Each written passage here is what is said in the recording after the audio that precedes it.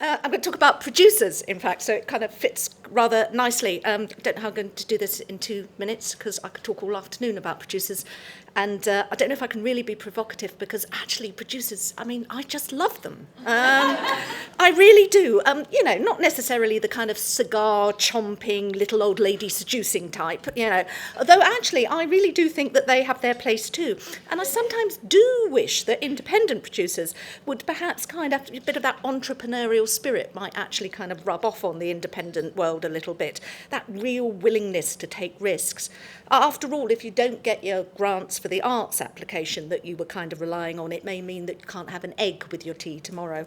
But on the other hand, if you've maxed your credit cards out to 50,000 grand and you don't have a success with a show, well, then you're going to kind of lose your house. Well, if you've got a house. But no, I think here, though, we're obviously talking about independent producers, the people who really make things happen, the people who I think absolutely are the unsung heroes of British theatre, and who often, it seems to me, are actually viewed with quite a lot of suspicion by large parts of British theatre. I mean, after all, there are always going to be artists. There are always going to be people who want to make work, those people who want to get on that raft. But actually, most of them would just be lost without producers who make things happen in front of audiences. Let's be clear about this. Most artists simply just don't have a clue, They absolutely know how to make the work. They have an artistic vision. But actually, they couldn't get that show on. Though actually, funnily enough, I mean, I do hope, going back to what Judith was saying, that we might be seeing through some of the courses, but not all, through universities, that where actually emerging artists are also perhaps being encouraged to understand about the market and about producing as well. Sorry, now I've just grown. So, actually combining artistic vision with that entrepreneurial flair in some ways.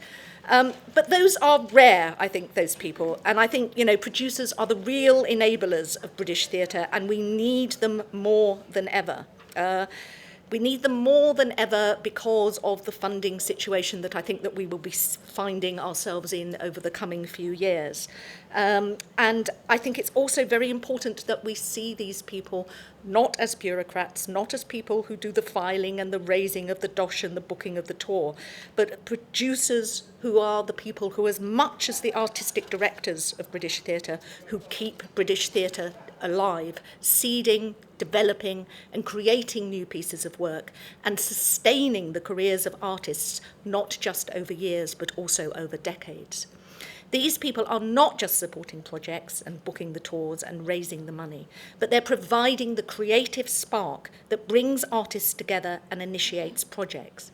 Their work is artist-centred, and it doesn't diminish the role of the artist, but enhances and enables it. We couldn't do it without you, and I salute you.